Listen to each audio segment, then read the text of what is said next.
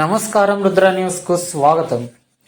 తెలంగాణ ఉద్యమకారులకు ఇచ్చిన హామీలు వెంటనే అమలు చేయాలంటూ ఉద్యమకారులు ఈ నెల 27, 28 2 రోజుల పాటు జరుగుతున్న పాదయాత్ర బుధవారం రోజున కరీంనగర్ పట్టణంలోని తెలంగాణ అమరవీరుల స్తూపం వద్ద నివాళులర్పించి అనంతరం తెలంగాణ ఉద్యమకారుల ఫోరం రాష్ట్ర చైర్మన్ చీమ శ్రీనివాస్ నాయకత్వంలో ప్రారంభించారు.